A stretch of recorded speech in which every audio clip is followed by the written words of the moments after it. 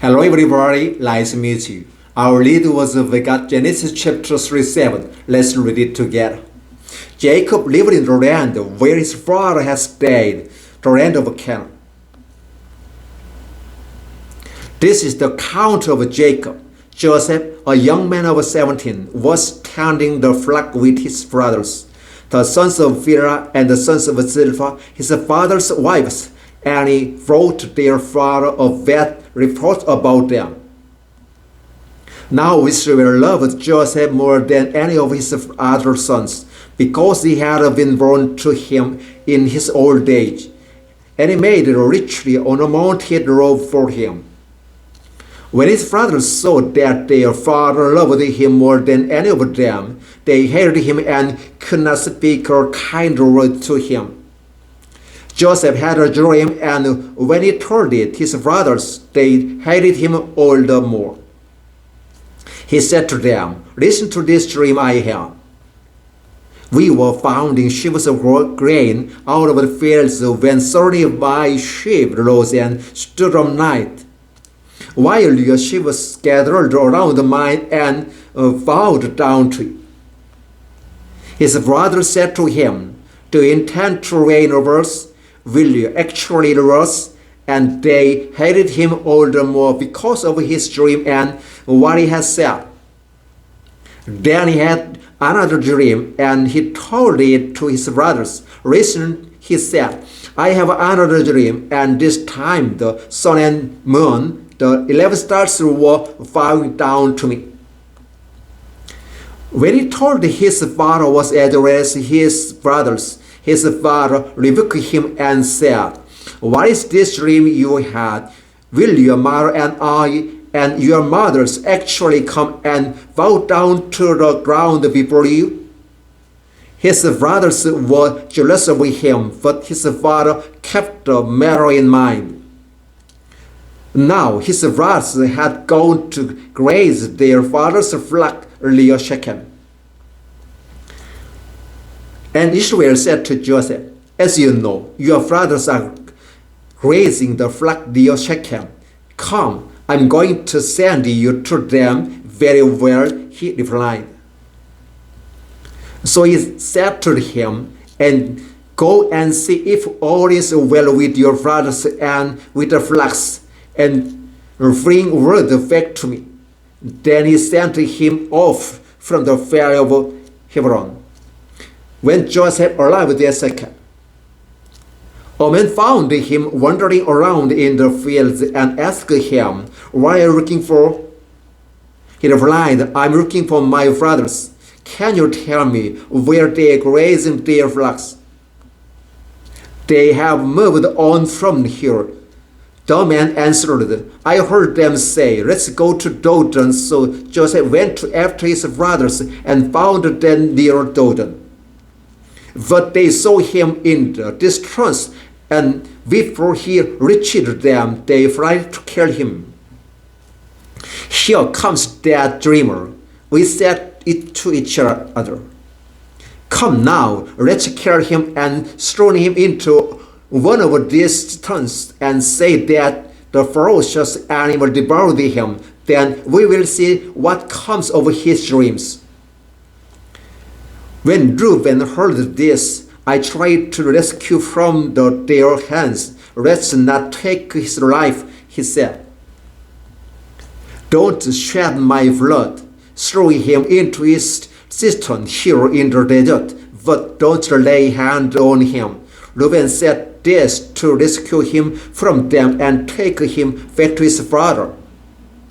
So when Joseph came to his brothers, they stripped him of his robe and richly ornamented robe he was wearing.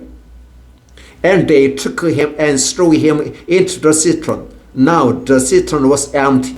There was no water in it. As they sat down to eat their meal, they looked up and saw a caravan of Ishmaelites coming from Gilead. Their camels were loaded with spices, balm, and myrrh, and they were on their way to take them down to Egypt. Judah said to his brothers, What will we gain if we kill our brother or cover up his blood? Come, let's sell him to the Ishmaelite and not lay our hands on him. After all, he is our brother, our own flesh and blood, his father's reed. So when the Midianite merchant came by, his brothers pulled Joseph up out of the cistern and sold him for 20 shekels of silver to the Ishmaelite, who took him to Egypt. When Reuben returned to the cistern and saw that Joseph was not there, he tore his clothes. We went back to this father and said, "The boy isn't there. Where can I turn now?" Then they got Joseph's robe, slaughtered a goat, and dipped the robe in the blood. They took the ornamented robe back to their father and said, "We found this. Examine it to see whether it is your son's robe." He recognized it and said, "It is my son's robe. Some ferocious animal has devoured him. Joseph has surely been torn to pieces." Then Jacob tore his clothes, put on sackcloth, and mourned for his son many days. All his sons and daughters came to comfort to him, but he refused to be comforted. "No," he said, "in mourning I will go down to the grave to my son." So his father wept for him. Meanwhile, the Midianites sold Joseph in Egypt to Potiphar, one of Pharaoh's officials, the captain of the guard. Genesis chapter 37, verses 1 through 36. Thank you. Hello everybody, nice to meet you. Our read was we got Genesis chapter 38. Let's read it together. At the time, Judah left his brothers and went down to stay with a man of Adullam named Hira. There Judah met the daughter of a Canaanite man named Shua. He married her and reigned with her. She became pregnant and gave birth to a son who was named Er. She conceived again and gave birth to a son and named him Onan. She gave birth to still another son and named him Shelah.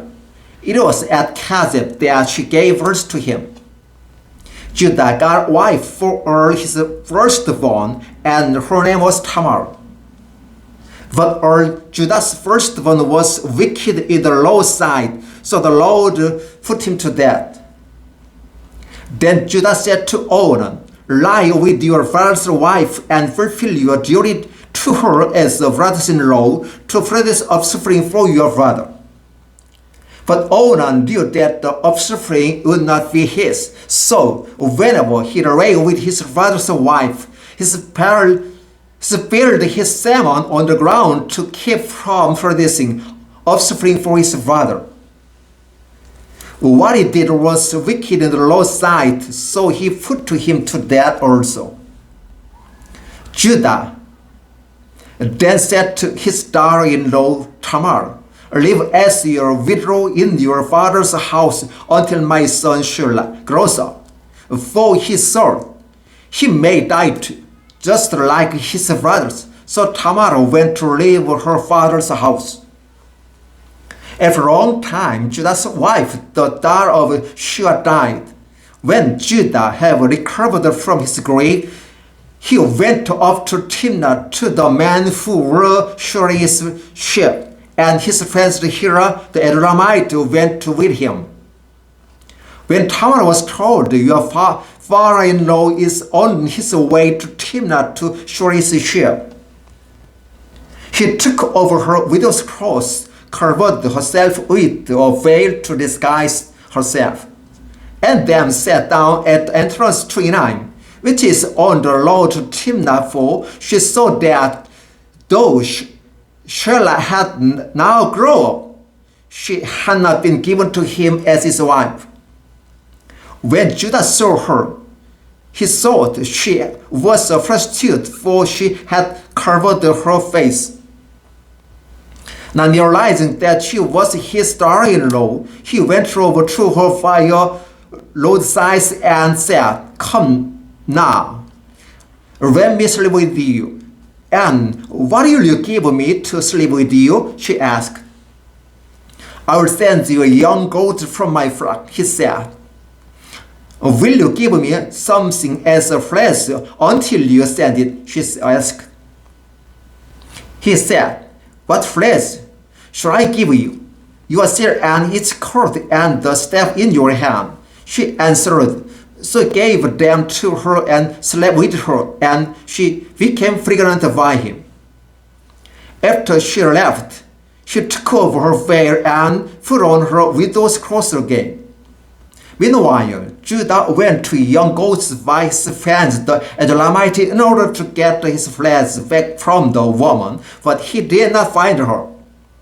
He asked the man who lived there, "What is the Shunammite prostitute who was beside the Lord at the time?" "There hasn't been any Shunammite prostitute here," they said. So he went back to Judah and said, "I didn't find her beside." The man who lived there said, "There hasn't been any Shunammite prostitute here." Then Judah said, "Let her keep what she has, or we will become a laughing stock. After all, I did send her this young goat, but you didn't find her." After 3 months later, Judah was told, "Your daughter-in-law, Tamar, is guilty of prostitution, and as a result, she is now pregnant." Judah said, "Bring her out and have her burned to death." As she was being brought out, she sent a message to her father-in-law. "I'm pregnant by the man who wants this," she said. And she added, See if you recognize whose seal and cord and staff these are." Judah recognized them and said, "She is more righteous than I, since I wouldn't give her to my son Shelah." And he did not sleep with her again. When the time came for her to give birth, there were twin boys in her room. As she was giving birth, one of them put out his hands, so the midwife took a scarlet thread and tied it on his wrist and said, This one came out first." But when he drew back his hands, his brother came out, and she said, "So this is how you have broken out?" And he was named Perez. Then his brothers who had the scarlet list on his wrist came out, and he was given the name Judah. Genesis chapter 38, verses 1 through 3. Thank you.